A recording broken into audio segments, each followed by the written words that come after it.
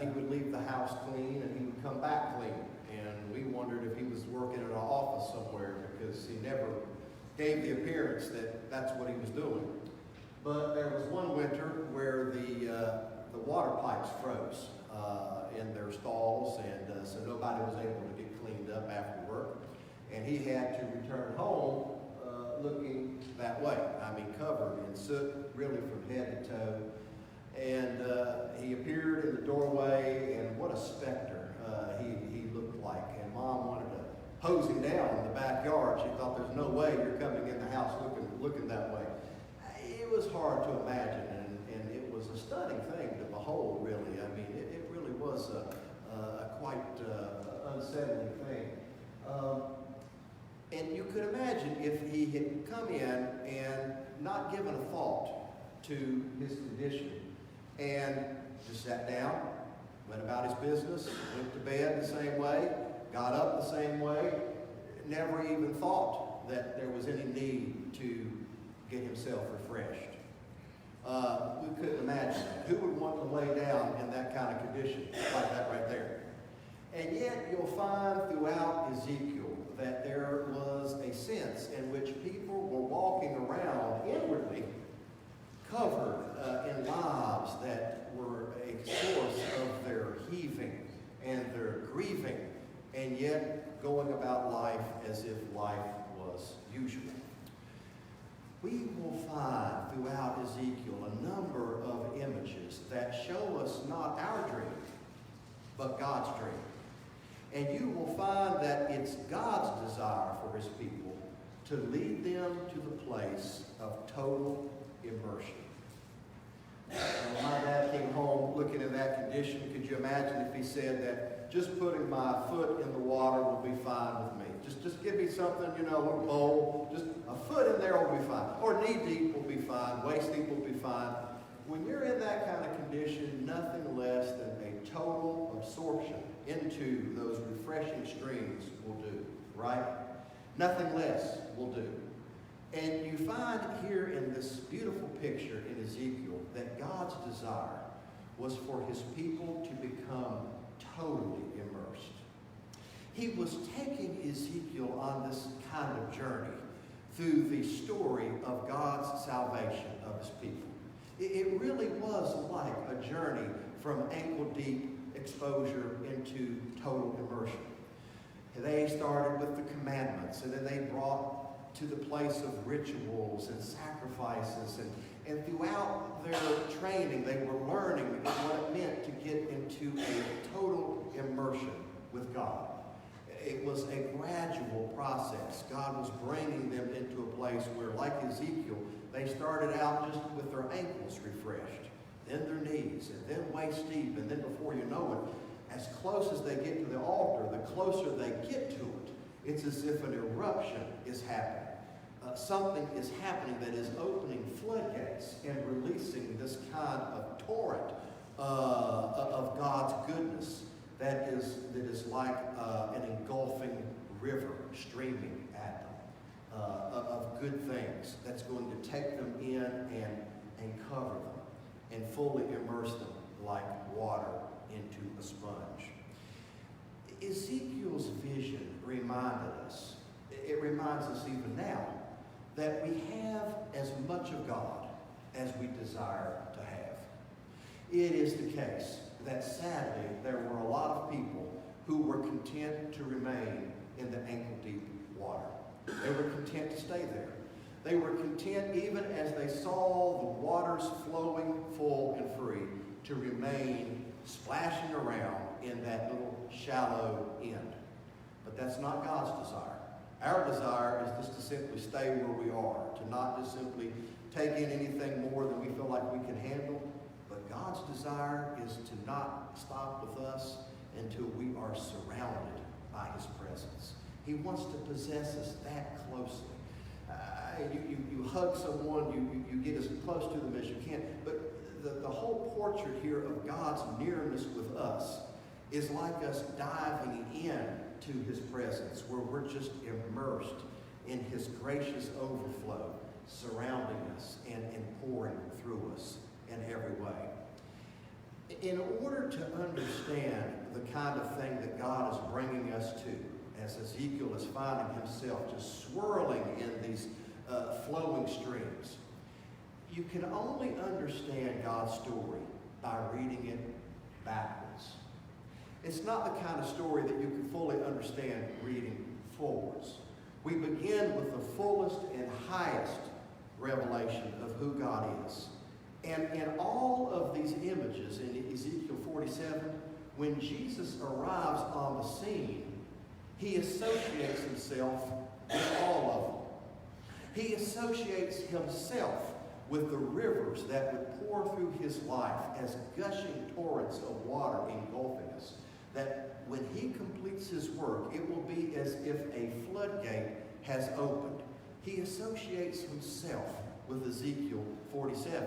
And anybody who was familiar with Ezekiel 47, the minute Jesus starts talking about how rivers are going to come rushing out of him, would immediately gone back to that picture.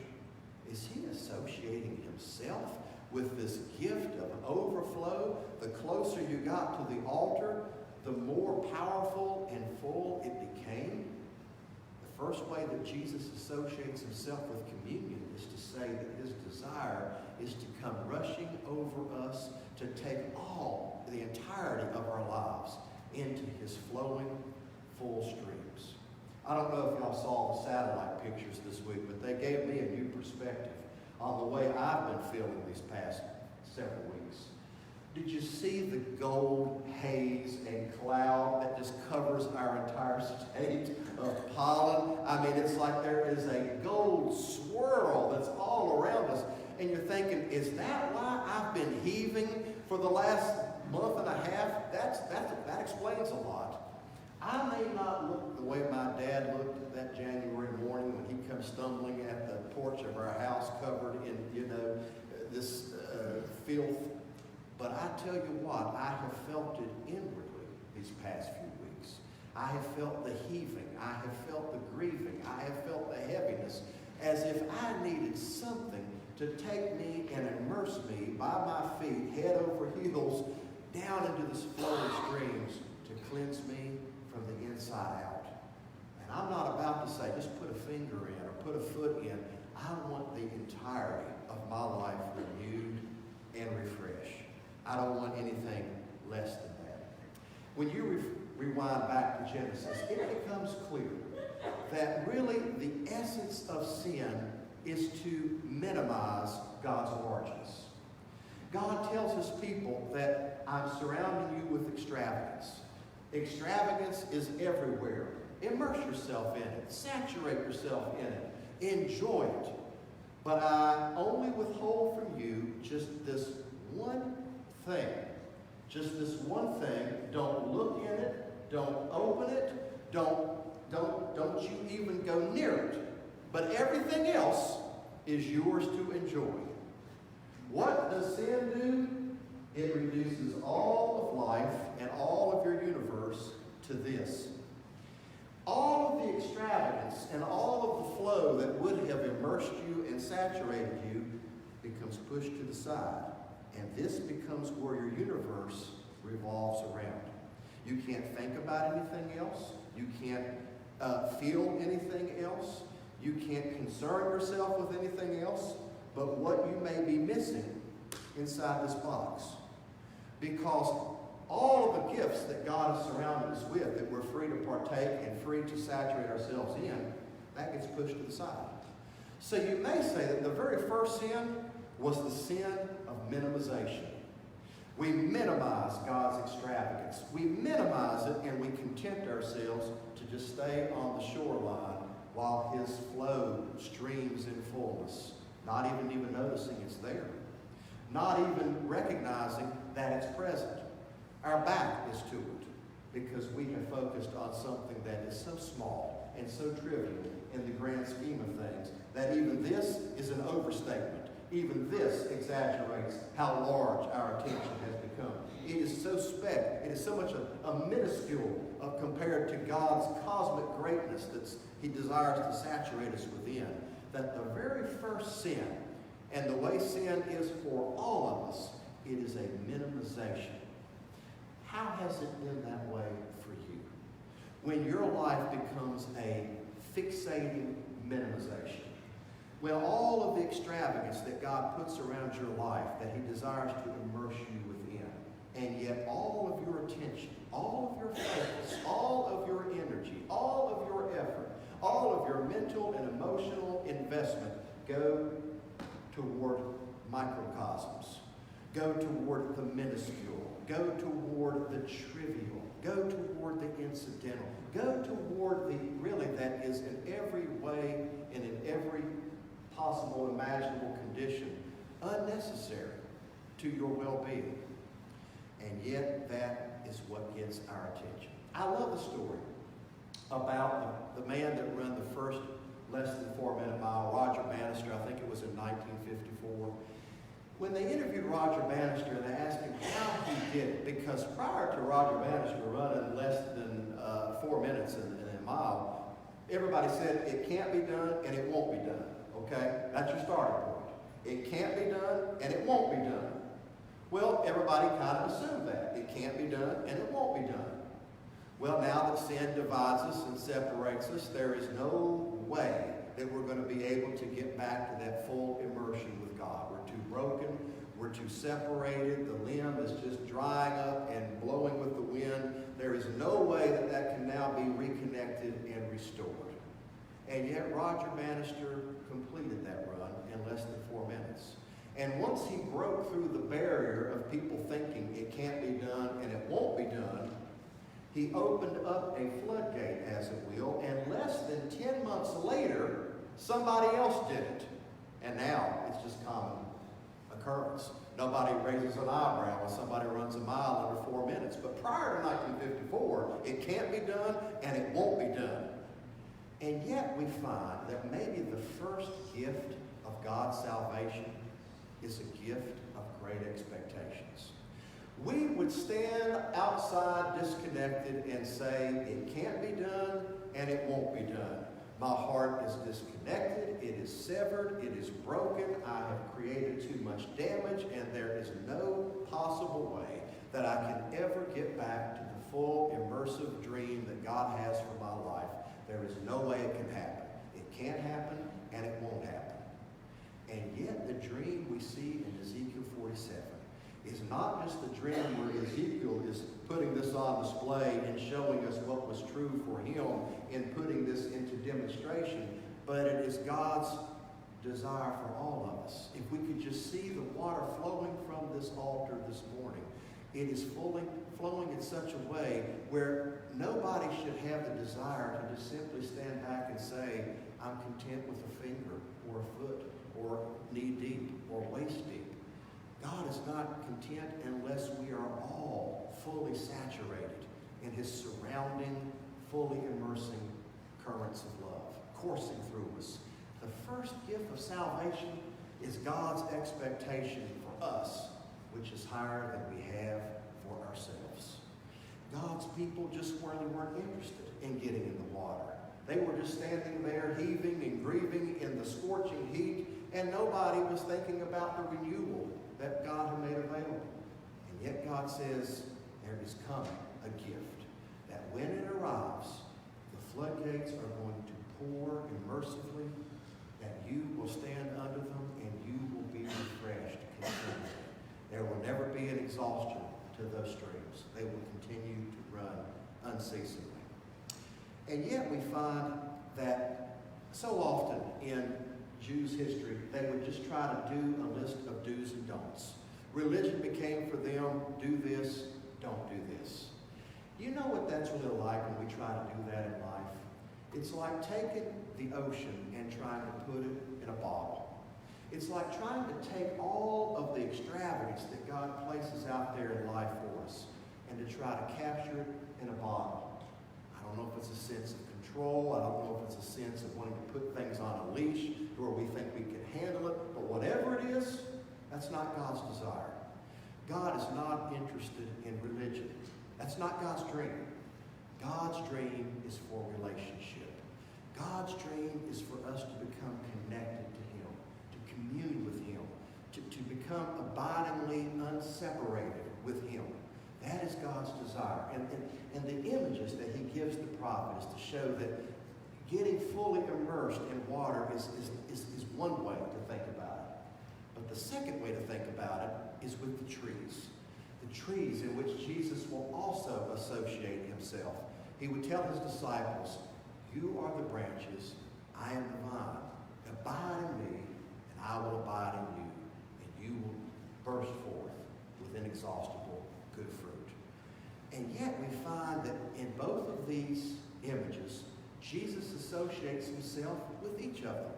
He is the flowing water. He is the connected vine with the branches. He's both of them at one and the same time. And yet we find that no matter what form sin takes, whether it is serial killing, whether it is white lie telling, no matter what form it takes, there is a similarity in all of it. And the similarity is that we put ourselves out of communion, we disconnect ourselves from fellowship with Jesus, and we decide that we're going to trust ourselves rather than abide in him. We will trust in ourselves to find what meets our happiness. We will trust in ourselves to find that whatever white lie I tell will bring me the well-being that I seek. We will trust in ourselves rather than to trust in God that I will kill, steal, destroy, whatever it takes to bring about what I think is going to fulfill me and to bring the satisfaction that I long for. And yet we find that the only thing that we can find satisfying is communion with God. The expectations that God has for his people to immerse them in fullness that they didn't have for themselves. You look at the New Testament, you find something like the letter of Hebrews, you find something like the letter of Romans, and it is all about trying to make sense of these immersing waves. Paul is asking, what just happened with Jesus' gift? A flood has been released. Something has been set loose. Nobody should stand on the sidelines covered in soot, content to just simply get their ankles wet. Nobody would ever do that. And yet we find that so often in life, my life is disconnected. I am like that sad, disconnected limb. In every way, my life is empty of all of the things that God desires. And yet I keep pushing, believing that somehow my bottle is going to somehow save me. Friends, it can't save you. All it can do is frustrate you and in the end chronically dissatisfy you. But there is the good news that despite our efforts to stay out of the streams, they become so engulfing that God's desire is to release this in full, that they're flooding with such a power and such an energy that you've got to work to avoid those streams. You have got to run in the other direction to avoid those streams. There is only one fundamental way, friends, that God has provided our flourishing, and it's no overstatement. All power in our Christian lives springs from communion with God. All of it. The power to be able to move forward when things have set me back springs from communion with God. The power to find joy when I feel like shedding tears springs from communion with God. The power to find peace when all around me is discord and noise springs from communion with God. The power to respond with gentleness when all the world is coming at me with aggression springs from communion with God. All of it begins and all of it ends with communion with God. And when Jesus came on the scene, he made it clear to his disciples that as long as you stay